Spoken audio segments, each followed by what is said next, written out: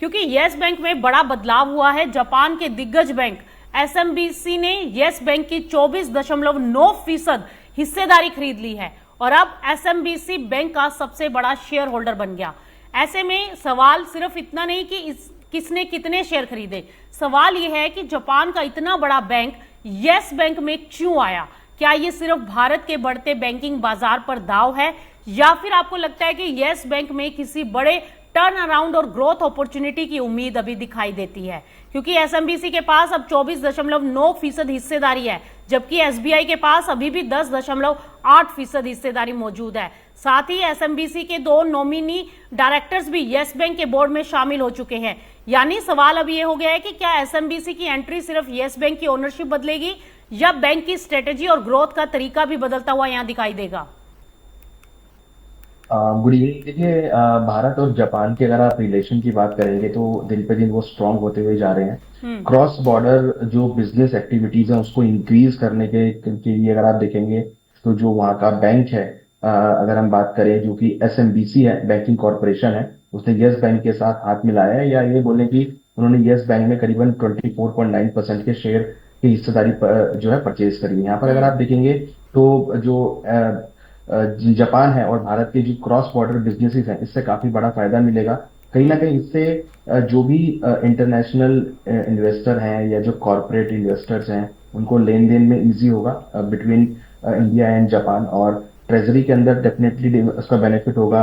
Cross border जो भी trade होंगे वो एक इजी होते हुए नजर आएंगे। तो यहाँ पर अगर आप देखेंगे तो कहीं ना कहीं ये जो एक समझौता हुआ है, यहाँ पे जो शेयर परचेज किए गए हैं, यहाँ पे जो हिस्सेदारी परचेज की गई है, उसका डायरेक्ट बेनिफिट जो है जो भी इंडियन कस्टमर है या जो जापान के कस्टमर है उनको यहाँ पर होता हुआ नजर आएगा।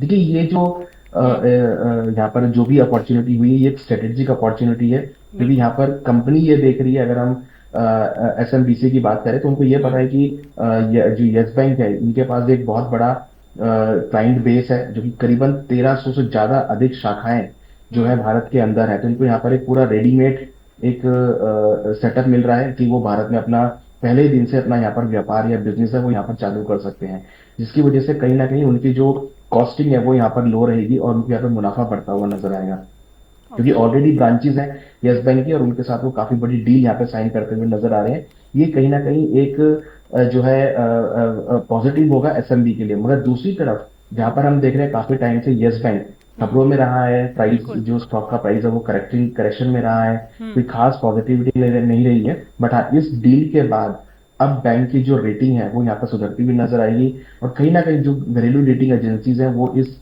रेटिंग में सुधार करती हुई नजर आएंगी। तो एक तरीके से जो इन्वेस्टमेंट है वो वापस आपको यस बैंक में आता हुआ नजर आएगा, क्योंकि देखिए यस बैंक का जो क्लाइंट बेस है डेफिनेटली बहुत बड़ा क्लाइंट बेस है। इसमें रिटेल से लेकर कॉर्पोरेट से लेकर एफआईआई से लेकर सभी कस्टमर हैं। तो ऐसे में एसएमबीसी अगर यहाँ पर ये जो डील हुई है उससे काफी बड़ा फायदा दोनों ही देशों को मिलेगा और दोनों ही देशों के बीच में जो क्रॉस बॉर्डर ट्रांजेक्शन है, बिजनेस है, वो यहाँ पर इंक्रीज होते हुए नजर आएंगे। तो मुझे लगता है कि इसकी वजह से एसएमबीसी और यस बैंक दोनों को यहाँ पे बेनिफिट होने वाला है।